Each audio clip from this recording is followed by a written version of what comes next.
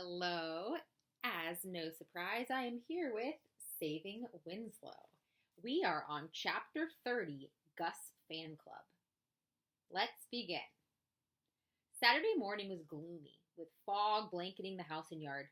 Louis rummaged in his closet until he found one of Gus's sweatshirts. It was thick and warm and still smelled of Gus. When he entered the kitchen, his mother said, "Great minds think alike." She too was wearing one of Gus's sweatshirts. "Wait till you see your dad." Before he could ask why, Louis's father emerged from the basement. He was wearing Gus's varsity football jacket. "See what I mean?" his mother said. "Look at us. We're a Gus fan club." "Miss that boy," his father said. "Can't help worrying about him." A faint knock at the front door startled them. Perhaps they were each thinking or hoping, "Gus, could it be Gus? Or worse, is it bad news about Gus?" It was Nora, huddled in a bright yellow rain jacket with the hood pulled up over her hair. Her face was so small within. "I was just walking," she said. "Oh, do you want to come in?" "No. Well, I don't know. We're eating breakfast. Want some?" I ate. Nora looked left and right and up and down. "Maybe I'll go check on Winslow. That okay?" "I'll come with you. Show you where his food is. You can feed him if you want." Winslow hopped onto a hay bale and then into the air and flung himself against Nora and Louis, hopping and wagging his tail and flicking his ears. He nibbled their sleeves. "He's the funniest thing, isn't he?" Louis said. Winslow's muzzle was pure white now, and his coat pale gray. Down his spine was a darker stripe, and across his shoulders lay another dark stripe, making it seem as if he was wearing a cross. He wiggled and wobbled and darted here and there, between their legs and up onto the hay bale, leaping down again. "I didn't see you at school yesterday," Louis said. "Oh. I wanted to ask you about finding Winslow. You had his leash. You didn't want him walking around these roads without it, did you?" "No, but how did you get his leash in the first place?" "You silly. It was right there on that hook in the pen."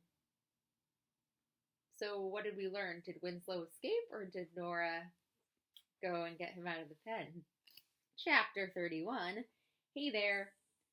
Uncle Pete's blue truck rumbled into the driveway, stopping near the pen. Agitated by this stranger, Winslow brayed loudly and insistently, a combination of honks and gurgles and screeches. "Hey there," Uncle Pete called. Nora retreated behind Louis. "Who is that?" "That's Uncle Pete. He wouldn't hurt a fly." The imposing form of Uncle Pete, clad in a blue plaid shirt, overalls, and rubber boots covered in muck, did not reassure Nora. "He's so big," she whispered. "Hey there," Uncle Pete repeated. "Who's your friend, Louie? How's the donkey?" "He sure has grown. I never thought he'd make it." "Ee-er-bah-honk." Winslow backed up, shielded Louie and Nora from this big creature approaching. "This is Nora. She found Winslow the other day when he got lost." Uncle Pete put his hands on his hips. "Lost?" "He didn't get lost," Nora said. "Ee-er-burp-ow-honk, herp." "What?" Louis said. "He didn't get lost." "But, you kids, I don't know what you're talking about," Uncle Pete said. "Your parents up yet, Louis?" He didn't wait for an answer, though. He tapped at the door and walked on in, calling out, "Hey there, got coffee?" Chapter 32, I'm Confused. "Nora, what did you mean you found Winslow's leash on the hook here in the pen? He wasn't wearing it when you found him." "No, of course not." "So you heard Winslow was missing and came to get his leash?" "No." "I'm confused. What did you mean he didn't get lost?" Nora stroked Winslow, her fingers tracing the dark strip along his back. "Sometimes I get up really early." Louis wished Nora had a key on the back of her head so that he could wind it and make her talk faster. "What does that have to do with anything?" "When I get up early, sometimes I go for a walk." "Great. Sometimes I come over and check on Winslow." "You do? I've never seen you in the mornings." "Early, really early. You're all still asleep, probably." "Nora, did you leave the gate unlatched yesterday?" "Me? I don't know. Maybe." It was still foggy in the yard, and for a moment Louis thought that Nora resembled a phantom in her yellow raincoat with the hood over her head. Winslow was chewing on her sleeve. We have to be more careful, Louis said. If he gets out again and wanders off, well, he could get hurt. He didn't wander off. We went for a walk. You what? You went for a walk? All that time I was so worried you were out for a walk? He looked so lonely in his pen. I thought a walk might cheer him up. Louis hardly knew what to say. His head, such a tangle of thoughts. He watched as Nora stroked Winslow's neck, the tips of her fingers sliding along so gently, her yellow sleeve against Winslow's gray coat. He couldn't be mad at her. Next time, Nora, leave a note, okay? Okay. Chapter 33, We Need to Talk. When Uncle Pete emerged from Louis's house with Louis's father, Winslow seemed to accept that Uncle Pete was no longer a threat. He did not flinch when Uncle Pete patted his sides and peered into his eyes and ears. Yep, he's done okay. Never would have guessed it. He's probably ready. For what? Louis asked. Louis's father said, Pete, hold on a minute. The two men walked over to Uncle Pete's truck, talking in low tones. What's he talking about? Nora asked. Winslow? Ready for what? Different kind of food, probably, Louis said, or a vet checkup. At that moment, a single shaft of sunlight pierced the fog and shone on Winslow's head. That's an angel at work, Nora said. What? Everybody knows that. Uncle Pete waved as he pulled out of the driveway. From next door, Matt called out the window. How's Winslow? Good, Louis said. You coming over? Soon as Claudine gets here. My sister, Nora said. That Claudine? That's the only Claudine I know. So, Mac, Louis said, you two are speaking again? Yep, speaking and smooching. Nora said, ick. Winslow's reaction was harder to distinguish. Eerp, eerp. On the other side of Louis's house, Mrs. Tooley called out, Shut that donkey up. Shut up. Louis's father opened the back door. Was that Mrs. Tooley yelling about Winslow? Yep. Winslow annoying her again? Yep. The baby cried and Winslow brayed. Shut up! Sorry, Mrs. Tooley, Louis called. I'm trying to get this baby to sleep. Sorry. And then under his breath, so that Mrs. Tooley could not hear him, he said, Sometimes your crying baby wakes me up. Louis's father joined them in the pen. We need to talk, he said. Nora said, Uh-oh, gotta go. You can stay, Louis's mother said. It's okay. No, I don't like bad news. Who said it's bad news? Louis asked. Chapter 34, I Knew It. Winslow nudged Louis's hand, flapping his lips over it, slobbering, reaching for a carrot. The way Louis's father was leaning against the side of the garage reminded Louis of Gus, the way he used to casually lean against things. Walls, doors, fences.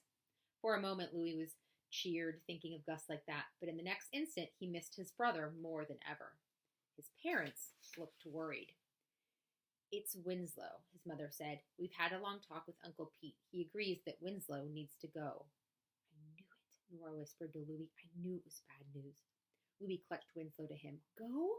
Away from us? Louis's father rubbed his hand along Winslow's side. We've talked about this before, Louis. We're not allowed to keep farm animals this close to town. But Uncle Pete has farm animals close to town. Not this close. And this area is zoned as farmland. And that area is zoned as farmland. Besides, Uncle Pete says donkeys need to be with other animals and not alone. He's not alone, Louis said. He has me, us. Nora was holding on to Winslow's tail. Louis's mother said, he could go back to Uncle Pete's. Both Louis and Nora pounced at once. No! But why not? Nora crossed her arms defiantly. Tell them, Louis. Tell them why not. Louis also crossed his arms. Because he needs to be here. We need to protect him. Mac came around the side of the house, hand in hand with Claudine. Hi, everybody, what's up? Mac was swinging Claudine's hand back and forth, but he stopped when he saw the expressions on Louis and Nora's faces. What's the matter?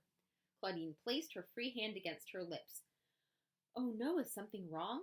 Yes, something is wrong, Nora said. You get attached to something and it always gets taken away. I knew it. Chapter 35. Do you miss us? That night, Louis lay in Gus's bed under the quilt that smelled like his brother. He wanted Gus to come home. He wanted to ask him things. Are you afraid? Are you hungry? Are you cold? Are you safe? Do you miss us? He wanted to tell Gus about Winslow, about how he loved Winslow with all his heart. He wanted to tell him that Winslow understood things and that Winslow loved him back and that he was funny and goofy and occasionally loud, and Louis could not imagine life without Winslow. Before Gus left for the army, Louis had not been able to imagine life without Gus, and then one day he was gone, leaving behind big, empty spaces. He wondered about what Nora had said. You get attached to something and it always gets taken away. Something else was bothering him too. Who did Winslow belong to? Louis or to Uncle Pete? Chapter 36. He's not a dog. The warmer weather brought out more walkers and joggers. If Winslow was in sight, they would stop and gaze at the donkey. Aw, it's a donkey. Cutest thing ever. Winslow responded by braying a variety of loud, ridiculous squawking, honking, shrieking sounds, and then Mrs. Tooley would call out, "Shut up," which would only make Winslow bray louder and more insistently. One day, when Louis and his father were in the yard, an animal control officer arrived. The officer did not get out of his car. Instead, he lowered the window. He did not smile. "Is it true you have a donkey on the premises? Is that it out back? Complaints have been made. This neighborhood is not zoned for farm animals." The officer handed Louis's father a pamphlet outlining animal control regulations and a notice to remove the animal within 7 days. "Don't you even want to see Winslow?" Louis asked. "Winslow? The donkey. He's very friendly. I can see him from here. Honky-yaw. I can hear him too. He's not even as big as some dogs." "But he's not a dog," Louis's father said. "We're working on it." The officer interrupted. "You need to remove the animal within 7 days. Is that clear?" He did not wait for an answer. Chapter 37. Can he do that? Louis erupted. "What? Can he do that? Can he order us to get rid of Winslow?" Louis kicked the driveway. "Who makes those rules? What is the matter with people? Couldn't he at least have looked at Winslow? Wouldn't he have realized that he is not a nuisance?" As if in protest, the baby next door cried, and Winslow answered, "Ear-ba." Mrs. Tooley opened her back door and called out, "Shut that donkey up! Shut your baby up!" Louis's father put a hand on Louis's shoulder. Now. "I don't care. That screaming baby is a nuisance. Let's get rid of it." "Louis." "Stupid people. I hate people." "Louis." Chapter 38. You have a donkey? Later that same day, another car pulled up in front of Louis's house. A woman in a khaki-colored uniform stepped out and then reached back inside for a clipboard. Louis froze. Was this about Gus? She was as thin a person as Louis had ever seen, so thin you could see the bones of her hollowed face. You could see all the tendons in her neck as she stretched it forward, eyeing the house and Louis. As she approached, Louis saw the badge on the pocket of her shirt. It read, "Board of Health." Beneath that was a small photo of the skeletal woman's face and a name, Dolores. "You live here?" she asked. Her voice was crackly, as if it might disintegrate at any moment. "Yes." "Your parents' home?" "Yes." Dolores checked her clipboard. "You have a donkey?" "Yes." Dolores tapped her clipboard with a pen and shook her head. "Can't have donkeys here." "It's only a little one, no bigger than a dog."